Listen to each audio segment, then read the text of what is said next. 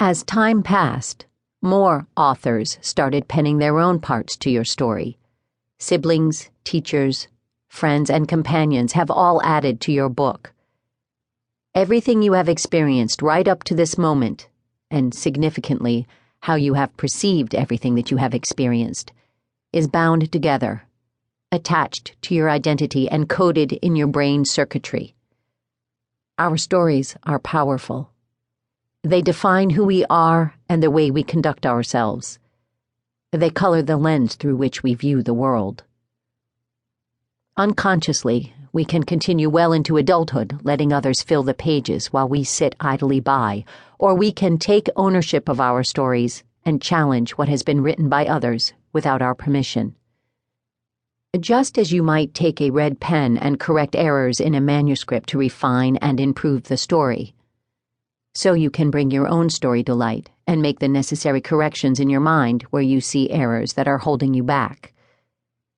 You had absolutely no control over those pages filled in by your family in your earliest days, but what's great is that you do have the control now over your perceptions of those first chapters and the ones who wrote them. Consider the story of Elijah. He was born to a distant and detached mother who wrote on his first pages that he was unlovable and worthless. Elijah saw himself as his mother saw him, as children often do. He developed a very poor self-concept as a result of her detachment. Because of this, he often had trouble forming meaningful relationships. With a 1-2 punch of being distrustful and feeling unlovable, he pushed people away without recognizing the patterns he kept repeating. His failure at forming relationships with others further solidified his negative view of himself. One day, at the age of 19, Elijah was lucky enough to encounter someone who could see his light, the good that was within him. This person saw his worth and challenged him to read over the first chapters of his story. In doing so, he realized that his mother was detached because of her own personal story and not because there was something wrong with him. He had been an innocent baby, born into an unfortunate circumstance. He now felt compassion for the child he once was, and he knew that little boy deserved a better story. This shift allowed Elijah to see himself in a different light, the light that was reflected on him by someone who could see it in him all along. His feelings of self-worth grew, and he was able to take the pen and fill his present pages with happier stories, which bode well for a brighter future for Elijah. Who do you want to be? When you imagine your best self, what does it look like?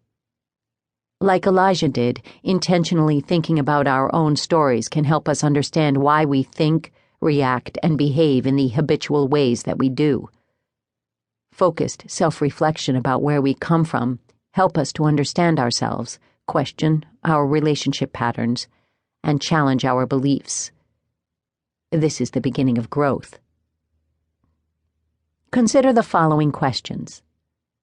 How was your childhood? What are the events and relationships that shaped who you are today? What have been the turning points in your life? Which relationships, other than the one with your parents, mattered most in the formation of how you relate to those closest to you now? What successes and failures have created your current outlook on the possibilities for your future? What beliefs do you have about children and child rearing? Take some time to truly reflect on those questions and talk them through with your partner. Then, if you'd like, write out your life story on paper. Begin with your earliest memories and just let the story flow without being critical about what you're writing down.